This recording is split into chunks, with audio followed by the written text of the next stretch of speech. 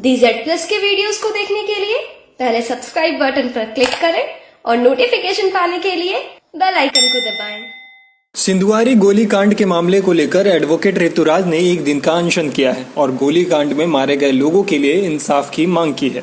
दरअसल 6 मई को बिहार के गया जिले में गोलीबारी हुई थी। जिले के कोंच थाना के सिंधुआरी गांव में एक पक्ष के लोगों ने दूसरे पक्ष के लोगों पर ताबड़तोड़ फायरिंग कर दी थी। इस गोलीकांड में 2 लोगों की जान चली गई थी। इसके अलावा 2 और लोगों को गोली लगी थी, जिनका इलाज चल रहा है। इसी मामले के आरोपियों के खिलाफ त्वरित और सख्त कार्रवाई की मांग को लेकर ऋतुराज ने एक दिन का अनशन किया और इस मामले को लेकर जातिगत राजनीति के उठते सवाल पर उन्होंने क्या कुछ कहा है, जान लीजिए। आप आज गया में सिंधुआरी में जो घटना हुई है उसे लेकर के आप अनशन पर बैठे हैं, लेकिन इसे लोग अब जातीय राजनीति की तरफ से इसे जोड़ करके देख रहे हैं। इस पर क्या कहना है आपका? देखिए, सिंपल सा एक इसमें हम लगातार जो कह रहे हैं, अगर एक जात की बात होती है कि अगर हम सिर्फ कहते हैं कि सिर्फ इस जात ने लगातार अपराध किया या इस जात ने लगातार हत्याएं की हैं, तो ऐसी बात नहीं है।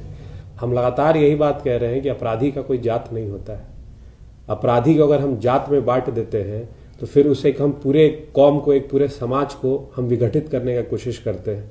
अपराधी को कोई पनाह ना दे। अपराधी इस तरह की चीजों को इसलिए उजागर करते हैं कि उनके पक्ष में एक माहौल बन जाए, उनके लिए लोगों के दिल में लग जाए, एक मतलब समझ लीजिए एक सॉफ्ट कॉर्नर हो जाए कि भाई हमारे ग्रुप का है, हमारे समाज का है। अपराधी का इसीलिए हम लगातार कह रहे हैं कोई जात नहीं होता। बिहार में लगातार जिस तरीके से घटनाएं हो रही हैं, ये तो सरकार का रवैया इसमें सब नजर आता है कि सरकार लगातार किसी एक जात विशेष को ऊपर जैसे जो घटनाएं होती है उसमें कार्रवाई किस प्रकार से करती है।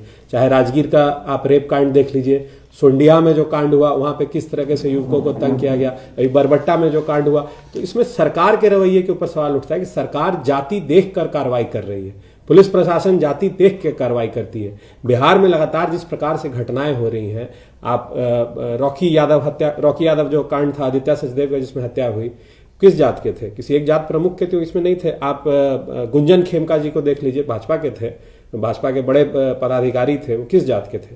तो इसमें एक जात का एंगल देना बहुत मेरे हिसाब से गलत है।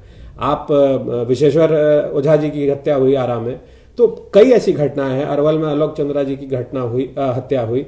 तो कहाँ, हमारा तो सवाल यह है कि इतने बड़े बड़े घटनाएं हो जाती हैं। मुजफ्फरपुर में पूर्व मेयर समीर जी की हत्या कर दी जाती है AK-47 से दिन दहाड़े।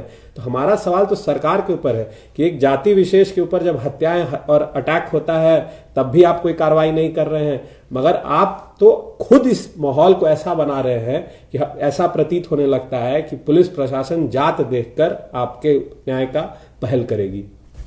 अच्छा, एक बड़ा सवाल है कि लॉकडाउन चल रहा है, पूरे चौबन चारों तरफ पुलिस की व्यवस्था है, हर चौक पे पुलिस है, हर नाके पे पुलिस है। उसके बाद भी ये घटना जो अंजाम दिया गया है वो गोली मारा गया है।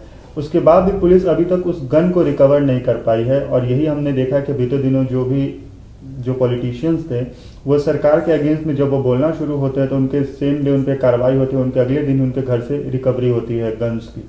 तो ये क्या, आपको इस पर क्या लगता है? देखिए, कहीं ना कहीं तो अपराधियों और राजनेताओं, जो सत्ता में राजनेता बैठे हैं, उनके बीच में संलिप्तता है। क्योंकि इतना आप पूरे देश में आप देख रहे हैं लॉकडाउन का माहौल है और इसमें भी पुलिस रिकवरी नहीं कर पा रही है, अरेस्ट नहीं कर पा रही है। जब लोग आ जा नहीं सकते हैं, नाके चप्पे चप्पे पे पुलिस वाले हैं, तो इसमें आपका सवाल में ही खुद एक उसमें जवाब छुपा हुआ है। अभी हाल में नरेंद्र सिंह की जो घटना हुई, CDR के बेसिस पे पुलिस ने आनंद फानन में प्रेस कॉन्फ्रेंस करके उनको अरेस्ट वारंट इशू कर दिया, उनको हम अरेस्ट करेंगे। अनंत सिंह मामले में ही जिस तरह से तुरंत एकदम आर्म्स की रिकवरी हो गई। तो इसमें कहीं ना कहीं विधायक जो इसमें संलिप्त हैं सत्तारूढ़ी दल के, और जो हत्यारा के साथ उनके जो घनिष्ठ संबंध हैं, इन चीजों को सरकार दबाना चाहती है, उजागर नहीं होना देना चाहती है।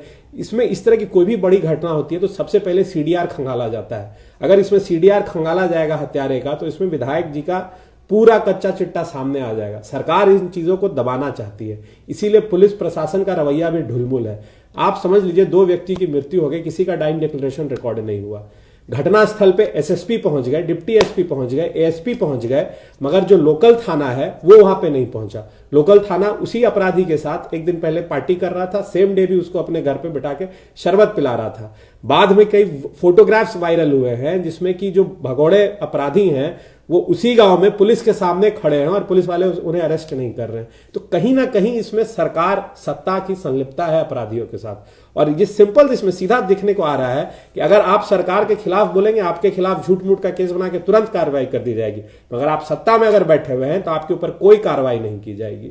तो क्लियर इसमें एक कनेक्शन है, एक नेक्सस है। हम उसी के खिलाफ आवाज उठा रहे हैं, युवाओं को भी कह रहे हैं, बिहार वासियों को कह रहे हैं कि आप इस चीज पे आप देखिए किस तरह के सत्ता और अपराधियों का नेक्सस आज भी है। आपको जिस चीज का डर दिखा दिखा के ये लोग सत्ता में आज आए हैं, ये भी वही काम कर रहे हैं, उससे भी बुरा काम कर रहे हैं। अच्छा, एक चीज़ और, पूरी जो आज की जो दुनिया है या क्या कहें भारत में की बात करें तो डिजिटल प्लेटफॉर्म पे आ चुका है, सारी चीज़ें डिजिटल हो रही हैं। ट्विटर सबसे ज़्यादा पॉपुलर हो चुका है, जब ऑफिशियल उसके स्टेटमेंट्स को माना जाता है चीज़ों को। लेकिन एक चीज़ जब हमने देखा इस घटना के बाद कि ट्विटर पे ये उड़ता बिहार और मरता भूमिहार ट्रेंड कर रहा था, लेकिन उसके बाद भी ना किसी मीडिया ने इसे दिखाया, ना किसी जनप्रतिनिधि ने इसके बारे में कुछ बात की, चाहे वो न्यूज़पेपर की बात करें या इलेक्ट्रॉनिक मीडिया में। तो क्या आपको लगता है इस पे? देखिए, तो यही बात तो है कि आज सोशल मीडिया है, इसलिए मामला उजागर भी हो गया। नहीं तो जिस तरीका से सत्ता का आप समझ लीजिए कनेक्शन चारों तरफ है, जिस तरीका से इसको किसी ना प्रिंट मीडिया में आने दिया गया, ना इलेक्ट्रॉनिक मीडिया में आने दिया गया।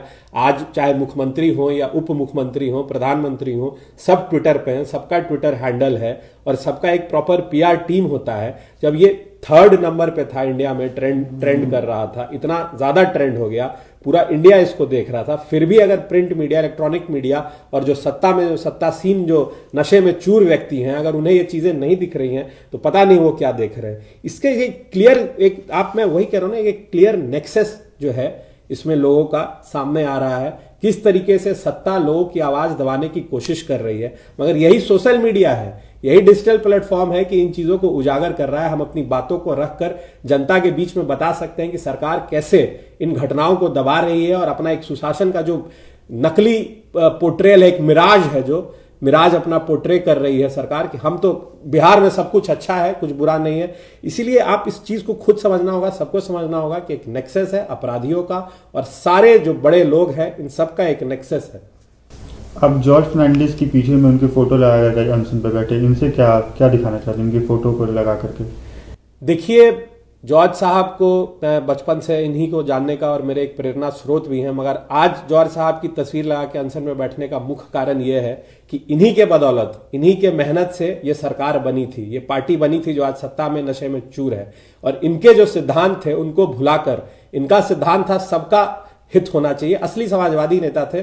और ये खुद अपना कर्नाटका छोड़कर ये बिहार आकर यहां से एमपी बने, इनकी पूरी पृष्ठभूमि बिहार की रही, जबकि खुद कहीं और के थे। ये खुद इन्होंने कई संघर्ष किए। तो आज मैं इस तस्वीर के माध्यम से मुख्यमंत्री जी को याद दिलाना चाहता हूं और मुख्यमंत्री जी के जो बड़े बड़े वक्ता हैं, जो इनके नाम का पहले तो माला जपते रहते थे इनके आगे पीछे, क्योंकि मैंने बचपन में उनको आगे पीछे करते देखा है, और आज उनकी जयंती के दिन उनको याद भी नहीं करते हैं। तो आज मैं इनके तस्वीर के थ्रू उनको याद दिलाना चाहता हूं कि जागिए, इनके सिद्धांतों को याद कीजिए, इनके मेहनत और तप और इनके परिश्रम से आप सत्ता में आज बैठे हैं। कम से कम आपने इनको तो भुला दिया, इनके सिद्धांतों को कम से कम आज मत भुलाइए।